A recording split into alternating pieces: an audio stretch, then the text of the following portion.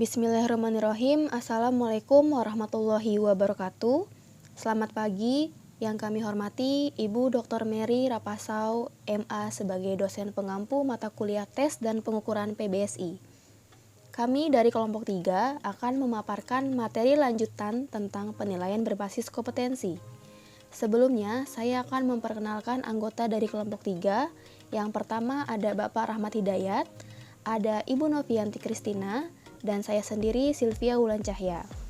Mari rekan-rekan, kita simak apa saja yang kelompok 3 akan bahas pada kesempatan kali ini. Baik, yang pertama kategori keluaran belajar versi revisi taksonomi Bloom. Pada era KBK dan KTSP, penilaian model Bloom terlihat ditinggalkan walau tidak sedikit orang juga yang masih mempergunakannya. Pada kurikulum 2013, terlihat bahwa model penilaian Bloom tampak ditunjuk untuk dipergunakan kembali, tetapi dengan kategori level proses berpikir yang telah direvisi. Revisi itu dilakukan oleh salah seorang kolega Bloom yaitu Anderson dan Cradwell. Taksonomi Bloom versi revisi dibedakan ke dua dimensi, yaitu dimensi pengetahuan dan dimensi proses kognitif. Baik, selanjutnya bisa dilihat pada gambar dimensi proses kognitif. Seperti yang kita tahu, taksonomi Bloom terdiri dari 6 level pengetahuan, yakni C1 sampai C6.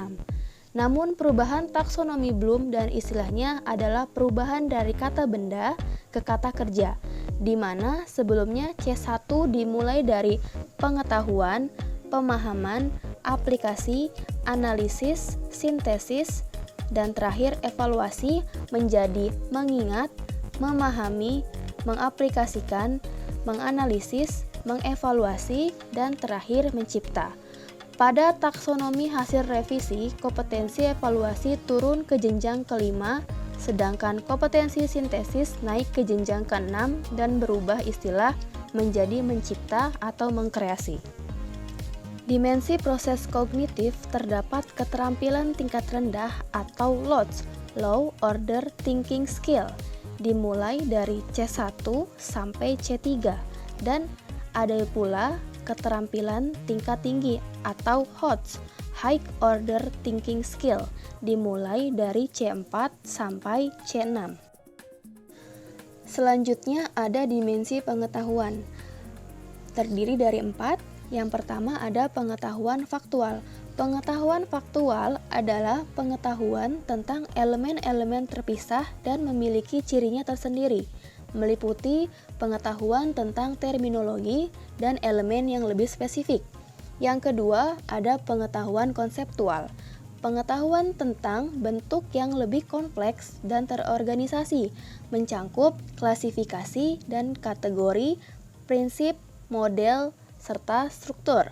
Yang ketiga ada pengetahuan prosedural, adalah pengetahuan tentang bagaimana melakukan sesuatu, mencangkup pengetahuan dalam keterampilan dan algoritmik, teknik, metode, model, dan struktur. Yang terakhir ada pengetahuan metakognitif, kemampuan untuk menilai kesukaran sesuatu masalah, kemampuan untuk mengamati tingkat pemahaman dirinya, kemampuan menggunakan berbagai informasi untuk mencapai tujuan, dan kemampuan menilai kemajuan belajar sendiri. Baik, selanjutnya masuk ke pembahasan tentang tujuan dan pengembangan alat penilai. Dua hal tersebut erat berkaitan dalam kegiatan belajar mengajar guru dan peserta didik di kelas. Tujuannya untuk mengetahui apakah hasil belajar itu sudah sesuai dengan tujuan. Ada 3 hal yang perlu diperhatikan untuk pengembangan alat penilai. Yang pertama, ada bahan ajar. Yang kedua, ada pemilihan jenis dan bentuk alat penilaian. Yang ketiga, ada pembuatan kisi-kisi pengujian. Kita bahas yang pertama tentang bahan ajar.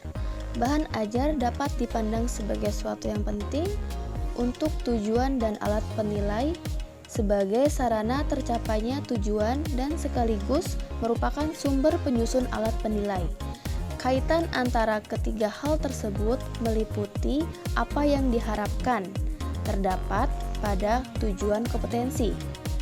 Apa yang diajarkan terdapat pada silabus dan bahan ajar. Apa yang diukur terdapat pada penilaian keluaran pelajaran. Baik, selanjutnya masuk ke pembahasan silabus. Berikut adalah contoh format pembuatan silabus, di mana dalam pembuatan silabus tentu mencangkup standar kompetensi atau kompetensi dasar, materi pokok atau bahasan pelajaran, kegiatan pembelajaran, indikator pencapaian, penilaian, alokasi waktu, dan sumber belajar. Silabus menjawab pertanyaan apa kompetensi yang harus dikuasai peserta didik, bagaimana cara mencapainya, dan bagaimana cara mengetahui pencapaiannya. Selanjutnya, jenis dan bentuk alat penilaian. Dilihat dari sudut ranah tujuan, tujuan pembelajaran terdiri atas 3 ranah, yaitu ranah kognitif atau penilaian pengetahuan, yang kedua ada ranah afektif atau penilaian sikap, yang ketiga ada ranah psikomotorik atau penilaian keterampilan. Masing-masing ranah tersebut memiliki teknik penilaian seperti tes tertulis, tes lisan, penugasan, kinerja, proyek, portofolio, observasi, wawancara, penilaian diri, penilaian antar teman. Selanjutnya, pembuatan kisi-kisi. Berikut kami berikan contoh format kisi-kisi. Kisi-kisi adalah sebuah perencanaan yang dijadikan pedoman untuk pembuatan dan perakitan soal-soal ujian. Selain itu, kisi-kisi juga mengandung sejumlah komponen, yaitu identitas sekolah, kompetensi dasar, materi, indikator, level kognitif, nomor soal, bentuk soal, dan boleh ditambah lagi dengan kunci jawaban. Baik, Bapak, Ibu, dan teman-teman semua, demikian paparan dari kelompok 3. Jika ada yang belum memahami tentang pembahasan pekan ini, bisa ditanyakan saat sesi tanya jawab via grup. Kurang lebihnya mohon maaf. Wassalamualaikum warahmatullahi wabarakatuh.